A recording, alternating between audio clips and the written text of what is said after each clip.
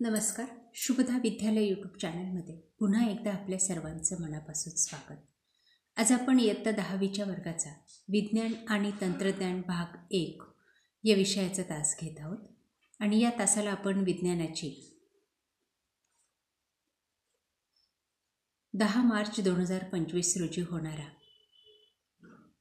जो काही बोर्डाचा पेपर आहे त्याची प्रश्नपत्रिका आपण या ठिकाणी उत्तरासहित सोडवणार आहोत. ही प्रश्नपत्रिका आपल्याला परवाच्या पेपरसाठी नक्कीच उपयोगी ठरणार आहे. यासारखे नवनवीन व्हिडिओ पाहण्यासाठी आपल्या चॅनलला सबस्क्राईब करून बेल आयकॉनवर क्लिक करा. यापूर्वीच मॅथचा जो आपला पेपर झाला गणित भाग 2चा भाग 1चा याची उत्तरपत्रिकासुद्धा आपल्या चॅनलवर अपलोड केलेली आहे. ती पाहण्यासाठी डिस्क्रिप्शन बॉक्समध्ये दिलेली प्लेलिस्ट अवश्य पहा. इयत्ता 10वी विज्ञान आणि तंत्रज्ञान भाग 1 बोर्ड प्रश्नपत्रिका 2024-25.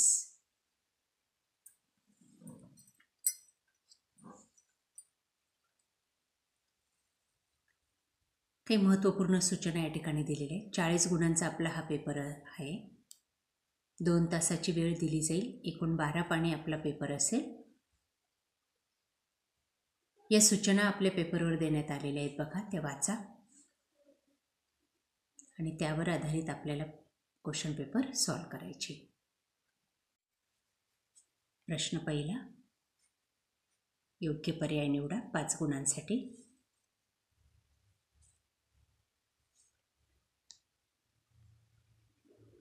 उष्णतेचे SI पद्धतीतील एकक जूल हे आहे.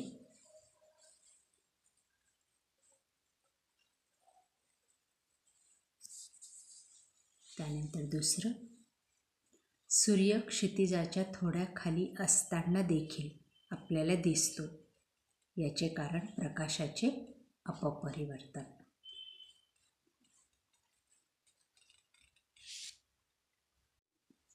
तिसरं, COOH हा कार्बोक्सिलिक आम्लाचा क्रियात्मक घटक आहे.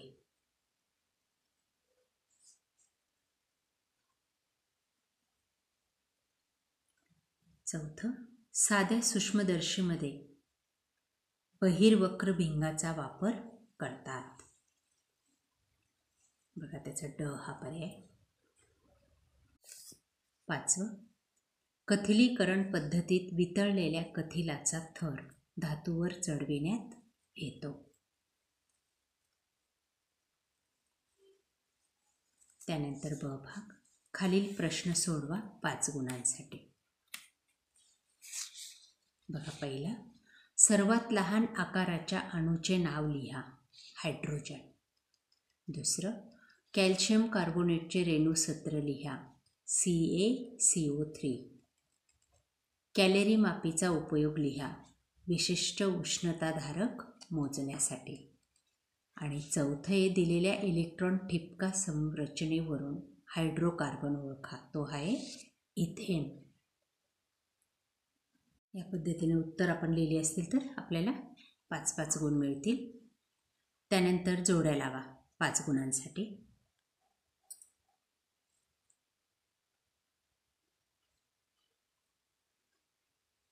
पाण्याचा अपप्रवर्तनांक 1.33.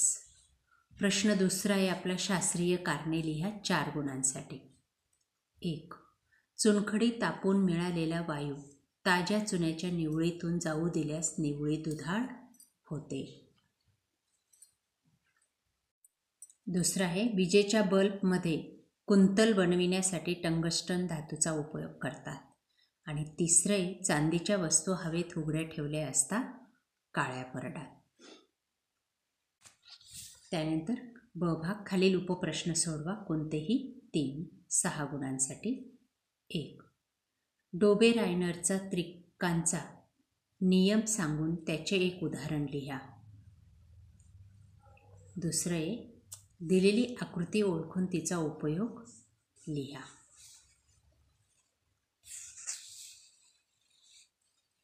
तिसरे, उपग्रह प्रक्षेपक म्हणजे काय? कोणत्याही एका भारतीय उपग्रह प्रक्षेपाचे नाव लिहा. चौथा आहे, मुक्त पतन म्हणजे काय? ते केव्हा शक्य होते? पाचवं, एका बहिर्गोल भिंगाचे नाभीय अंतर 20 सेंटीमीटर आहे, तर त्या भिंगाची शक्ती किती असेल? बघा, या पद्धतीने या प्रश्नांची उत्तरं लिहायची. तिथंच उत्तर लिहून दिलेलं आहे.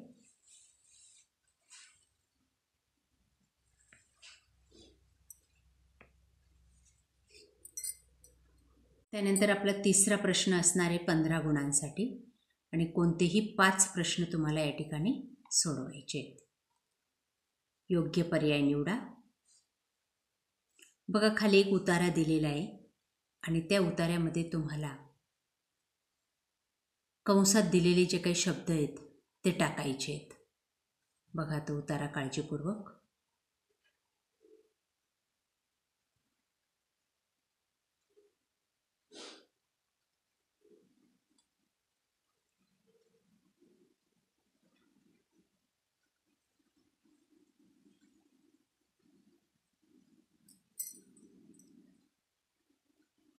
त्यानंतर दुसरं,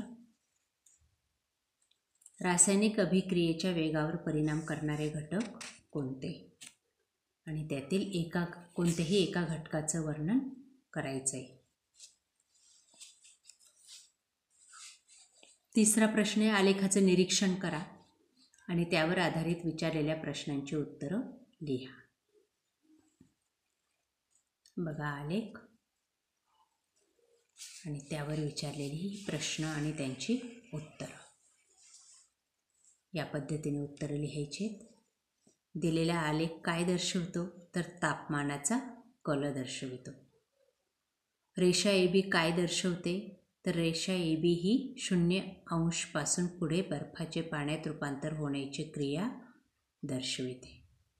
रेषा BC काय दर्शविते? तर BC रेषा सर्व बर्फाचे पाणी झाल्यानंतर पाण्याचे तापमान 100° पर्यंत वाढत जाते, त्याचे वाफेत रूपांतर होऊ लागते हे दाखवते. त्यानंतर पुढचा प्रश्न, आकृतीचं निरीक्षण करायचं आहे आणि तक्ता लिहायचा आहे.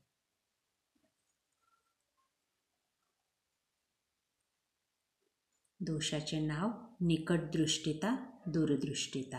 डोळ्याची आकृती आहे. त्यानंतर डोळ्यातील दृष्टिपटलाच्या अलीकडे आणि डोळ्यातील दृष्टिपटलाच्या पाठीमागे. अंतर्गोल भिंग आणि बहिर्गोल भिंग. पुढचा प्रश्न आहे, आयनिक संयुगाचे कोणतेही 3 सामान्य गुणधर्म लिहा. बघा ते गुणधर्म या ठिकाणी दिलेले आहेत. आयनिक संयुगाचे गुणधर्म. शास्त्रीय कारणे द्या. विजेच्या बल्बमध्ये कुंतल बनविण्यासाठी टंगस्टन धातूचा वापर करतात, त्याचं उत्तर पहा. पुढचे, चुनखडी तापून मिळालेला वायू दुधाळ होतो, त्याचं उत्तर. त्यानंतर पुढचे, डोबे-रायनर त्रिकांचा नियम आणि त्याचं उदाहरण.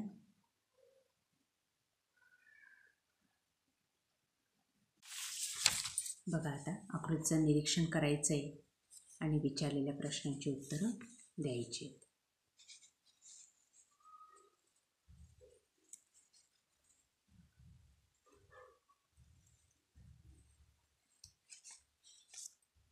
पुढचा प्रश्न, खालील प्रश्न सोडवा कोणताही एक. आकृती दिलेली आहे आणि त्या आकृतीवर आधारित विचारलेल्या प्रश्नांची उत्तर आपल्याला या पद्धतीने लिहायची आहेत.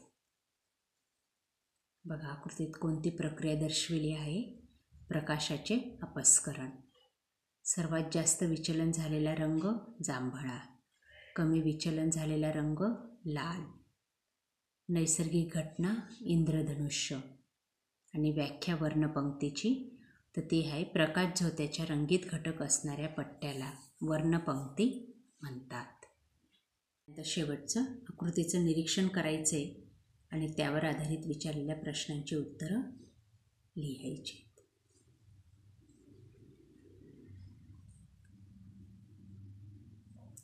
अभिकारकांची नावे, फसफसून येणारा वायू, चुन्याच्या निवळीच्या रंगात काय बदल होतो, सोडियम कार्बोनेट ऐवजी कोणता रासायनिक पदार्थ वापरला तर आपल्याला प्रमाणित उत्पादने मिळतील, आणि शेवटचे ॲसिटिक आम्लाचा कोणताही एक उपयोग लिहा.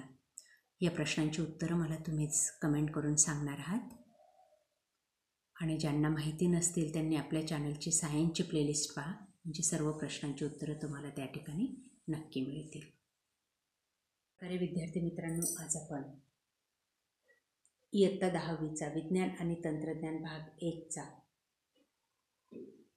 चालू वर्षासाठी बोर्डाचा पेपर आपण या ठिकाणी अभ्यासलेला आहे. आपल्याला हा पेपर नक्कीच उपयोगी ठरणार आहे. यासारखे नवनवीन व्हिडिओ पाहण्यासाठी आपल्या चॅनलला सबस्क्राईब करून बेल आयकॉनवर क्लिक करा. Thank you for watching. Please subscribe.